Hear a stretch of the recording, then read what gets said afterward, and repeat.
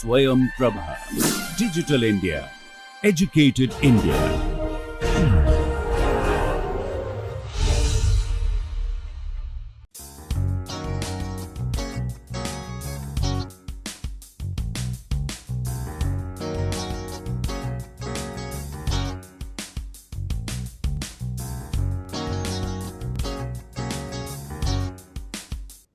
In this lecture, we will discuss the role of buffer in ITC experiments, and we will also discuss isothermal titration calorimetry in drug design. First of all, let us talk about the role of buffer. We have discussed many times earlier that when we are dealing with the biological macromolecules, whether it is protein or it is DNA or other biological systems, maintaining the pH becomes very important, because an enzyme may have optimum activity at a certain pH, and a protein or a DNA may have a specific conformational stability at a certain pH. Therefore, the role of buffer becomes very important. When we are doing spectroscopic experiments, there we are not dealing with the amount of heat liberated or amount of heat absorbed. However, when we are doing the calorimetric experiments, we are dealing with the amount of heat liberated or heat absorbed. Several biological reactions, whether it is protein folding unfolding or it is protein ligand interactions, these processes may involve either absorption or release of protons.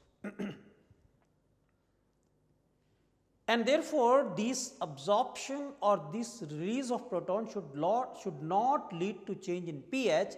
That is why buffers are used. Therefore, in isothermal titration calorimetric experiments, where we are interested in measuring very small amount of heats, we should choose a buffer in which the heat of ionization or heat of protonation is very small.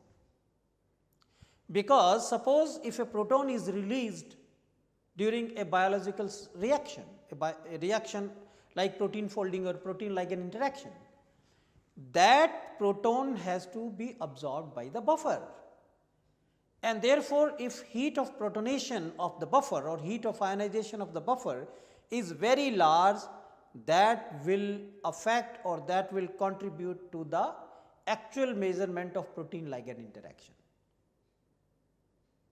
So, let us take a look at the slide in deciding the choice of buffer. Buffer ionization reaction means, let us say buffer is BH, the ionization reaction will be B minus plus H plus, and the corresponding enthalpy, let us call this as enthalpy of ionization of the buffer. And as I discussed, many biological reactions are accompanied with absorption or release of protons. And therefore, whether the absorption or release, the enthalpy will be decided according to this reaction. And further, as we discussed, buffer with minimum ionization enthalpy should be selected, and the buffer with the high ionization enthalpy should be avoided, because the high ionization enthalpy will affect the actual enthalpy of protein ligand interaction. So, therefore, let us take a look at ionization enthalpies of a few buffers. Let us take a look at this table. How do we decide that which buffer we need to choose? If we want to prepare a solution of pH 5 or a solution of pH 7, physiological pH is 7.4. So, therefore, many times we are interested in preparing a buffer solution of pH 7.4. So, which buffer should be selected? This should be dependent upon pK. We have discussed it earlier. pK plus minus 1, that range will be very suitable for maintaining the pH of the solution.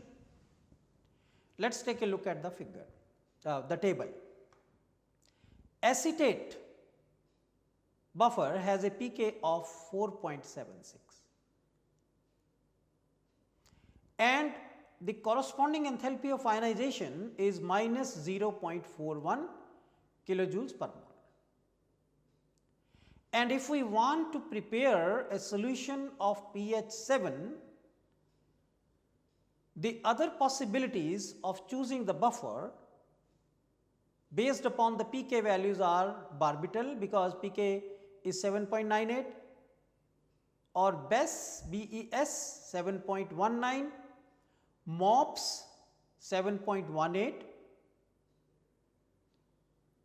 and if you look at barbital, the enthalpy of ionization is large, 24.27 kilojoules per mole. For BES also, the enthalpy of ionization is 24.25 kilojoules per mole. For HEAPS, 20.4. Another possibility is TRIS. TRIS has been a very popular buffer in spectroscopic experiments. Literature is full of spectroscopic experiments in which the solutions have been prepared in TRIS buffer. But as I mentioned earlier, that when we are doing spectroscopic experiments or other, whether it is a fluorescence spectroscopy or UV visible spectroscopy or any other kind of spectroscopy, there we are not concerned with the amount of heat liberated or absorbed. So, therefore, there the enthalpy of ionization may not affect much in the spectral measurements. But in isothermal titration calorimetric experiment, if we use TRIS, the enthalpy of ionization is very high, 47.45 kilojoules per mole. Therefore, TRIS should be avoided in isothermal titration calorimetric experiments, because if the heat of protein ligand interaction is not very high, the contribution of ionization effects of TRIS is going to be large in those measurements. Therefore, once again, in isothermal titration calorimetric measurements, TRIS should be avoided.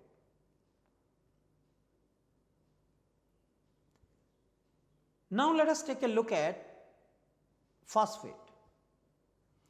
Phosphate has 3 pK values: 2.15, 7.2, 12.35.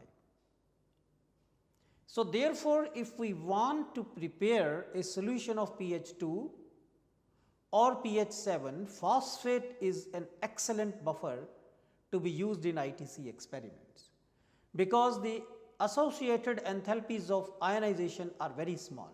At pH 2 or between this range, the enthalpy of ionization is minus 8 kilojoules per mole, and at pH 7.2 or around 7, the enthalpy of ionization is about 3.6 kilojoules per mole. These are low numbers, small numbers.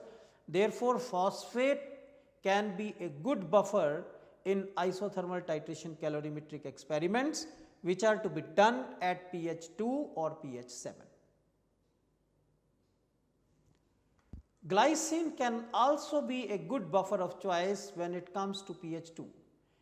See, pK is 2.35, so therefore, from 1.35 to 3.35, glycine can also be a good buffer of choice. and the corresponding enthalpy of ionization is 4 kilojoules per mole. So, the conclusion of this discussion is that we should avoid choosing a buffer which has a high value of enthalpy of ionization. For physiological pH, phosphate can be a good buffer of choice.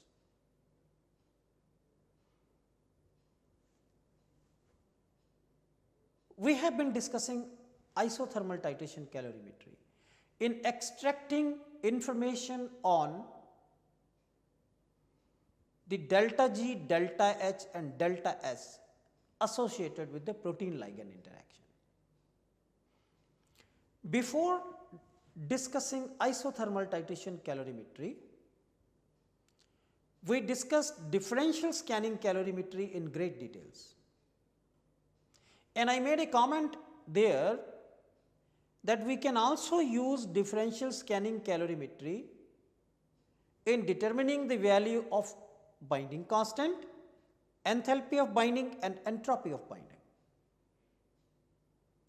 Isothermal titration calorimetry is excellent in determining the value of binding constant up to a certain value. Let us say up to a value of the order of 10 raised to the power 9. But if the binding constant is very high, let us say 10 raised to the power 20, 10 raised to the power 30, 10 raised to the power 40, then the kind of experiments that I discussed, the ITC may not be a good choice.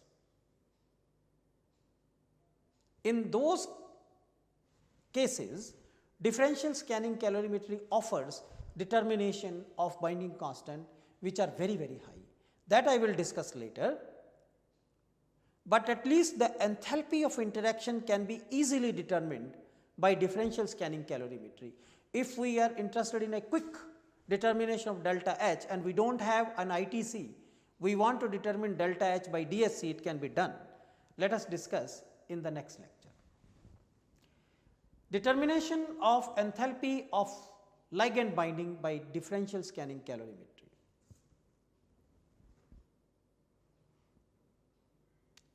Let us say first we subject only the protein to heating in a differential scanning calorimeter. The unfolding will be represented by the blue curve. And when you add ligand, and since the ligand binds with the protein, and anything which binds with the native state of a protein is expected to increase its transition temperature, and that is what is seen over here. Let us take a look at the figure,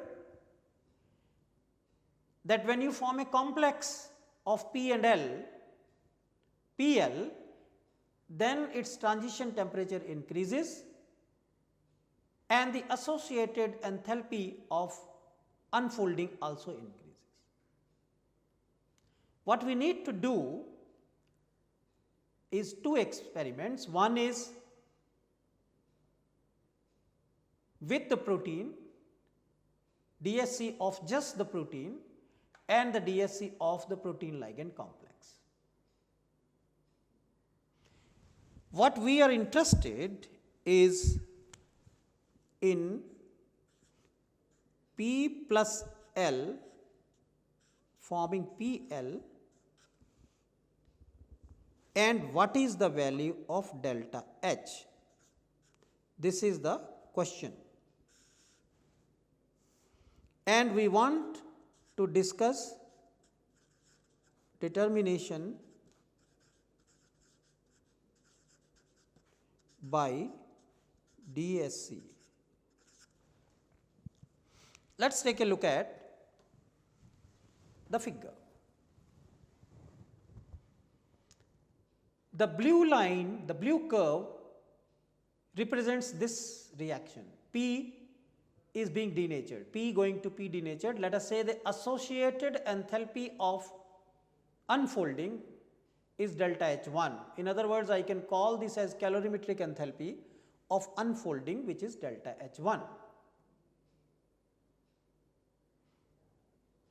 and for the green line, green curve, you are taking PL, the complex. You are already forming a complex and you are heating it.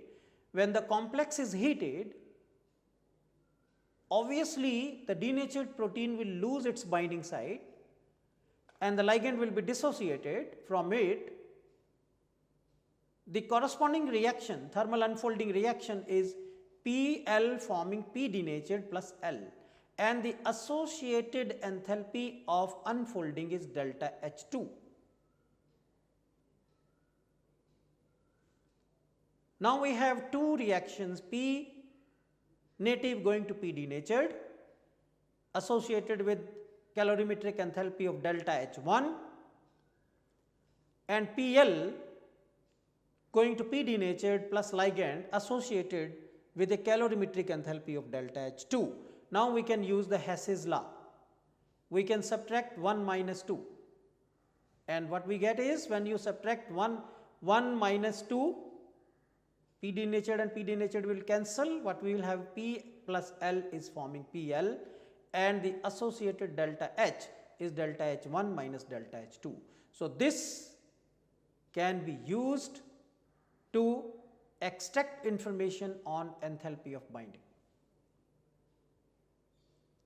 So therefore, differential scanning calorimetry can also be used for determining the value of enthalpy of protein ligand interactions. So now, after having a knowledge of extraction of thermodynamic quantities from isothermal titration calorimetry, we will start now our discussion on how to use these thermodynamic information in rational drug design.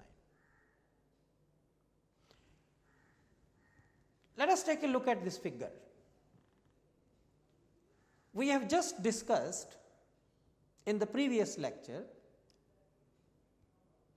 that by using isothermal titration calorimetry, we can get thermodynamic signature associated with a protein ligand interaction, and that too in a single experiment.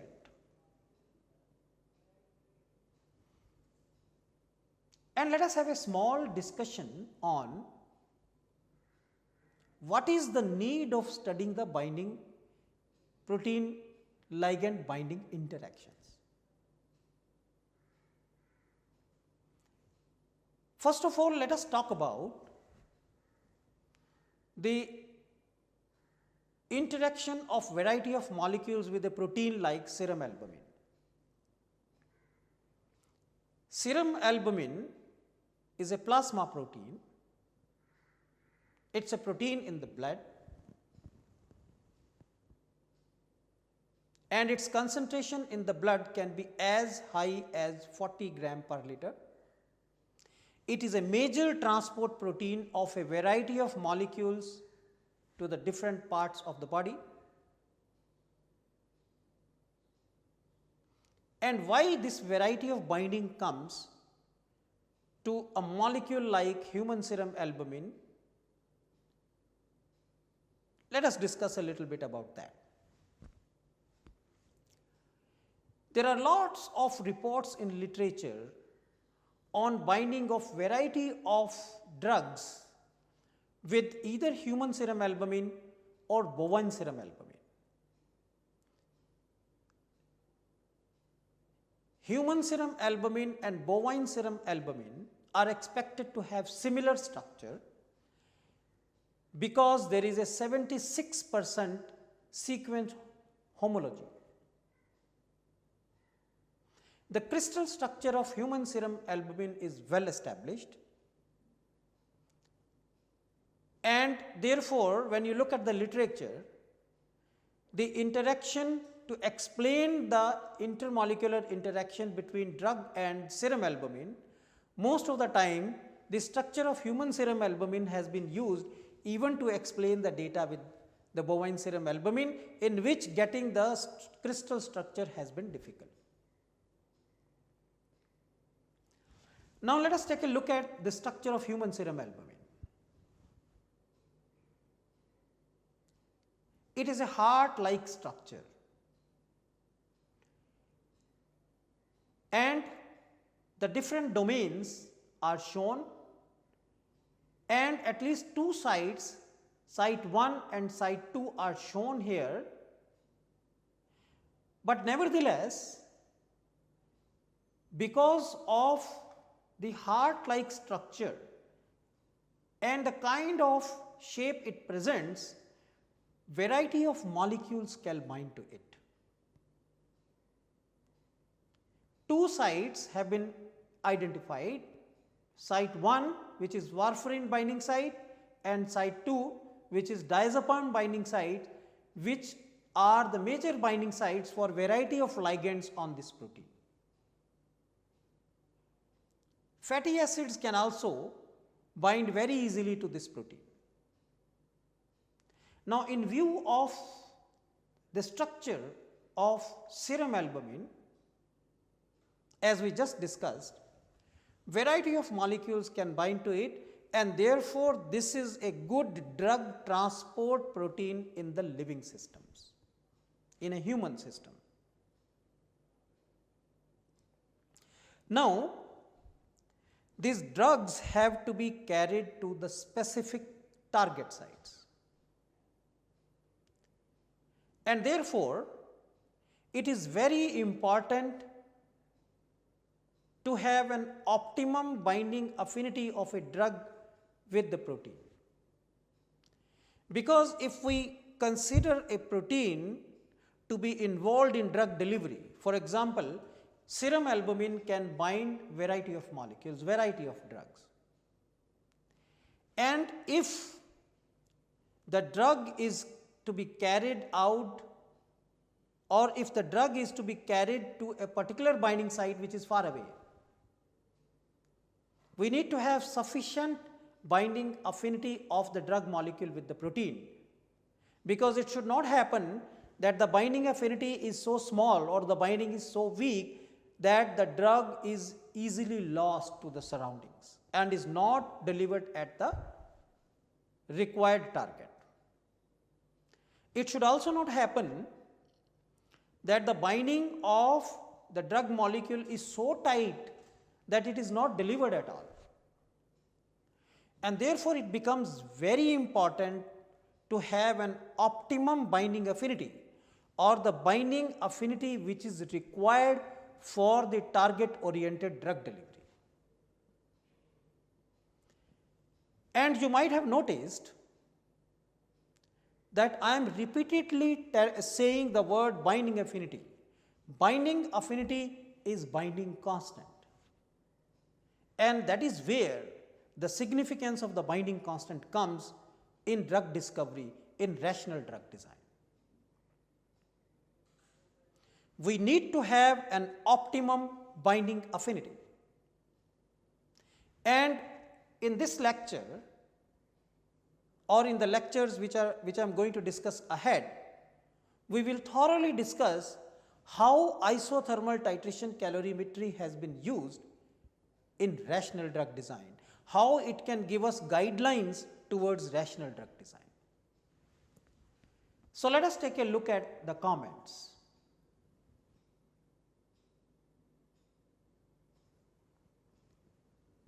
Free concentration and metabolism of drugs are strongly affected by drug protein interactions.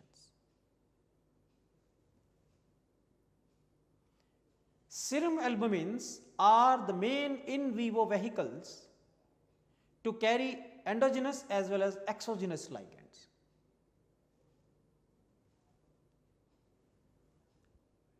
Its hydrophobic character increases the apparent solubility of hydrophobic ligands and modulates their delivery to cells and organ.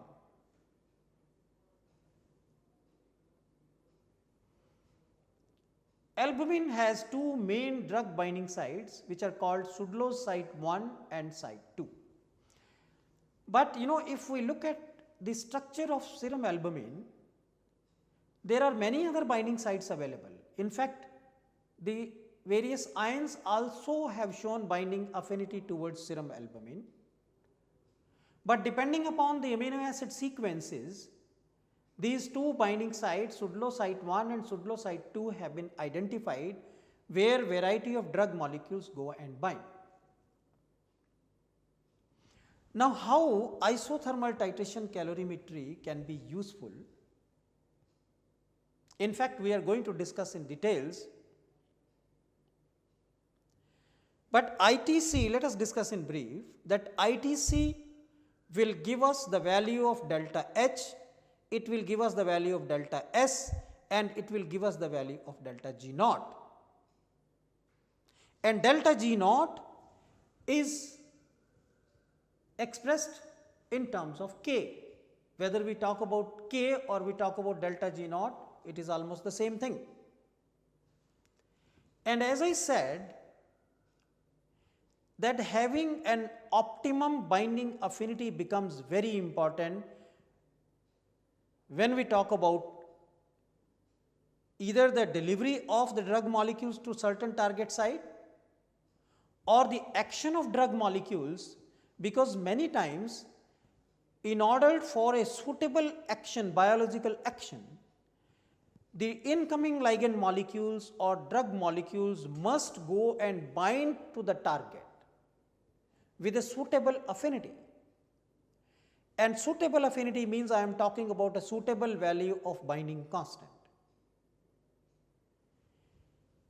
Along with determination of binding constant, if we know the information on the enthalpy of reaction, and as we earlier discussed, the sign of the enthalpy of interaction gives us information about the nature of intermolecular interactions. Nature of intermolecular interactions means, are the interactions polar in nature or are the interactions non-polar in nature? And nature of intermolecular interaction will depend upon the type of functional groups present on the drug, and will also depend upon the type of amino acid residues which form the binding cavity. In other words, the thermodynamic quantities determined from ITC are actually reflecting upon the nature of intermolecular interactions, which we are now trying to connect with the functional groups. So, that means we are now connecting the thermodynamic quantities with the type of molecules or nature of molecules, nature of drug molecules. Therefore, it is possible to draw guidelines towards that what kind of modification should be done in a drug molecule, in an existing drug molecule, or what kind of molecules should be designed, that is in terms of novel drug design. All these things we are going to discuss in details in the future lectures. So, in today's lecture, what we have discussed is the significance, importance of the thermodynamic quantities, and we have started connecting it with the nature of functional group and also towards deriving guidelines for rational drug design. Therefore, it becomes very important to interpret the thermodynamic parameters in terms of intermolecular interactions, and these intermolecular interactions, whether it is hydrogen bonding interaction, whether it is electrostatic interaction, or it is hydrophobic interactions or van der Waals interactions, this will decide the overall value of delta H. And as we will realize in the next lecture, that it is not just the interaction of an incoming ligand with the protein molecule, the solvent also plays a major role in the rational drug design. But all these things we will discuss in details in the next lecture. Thank you very much.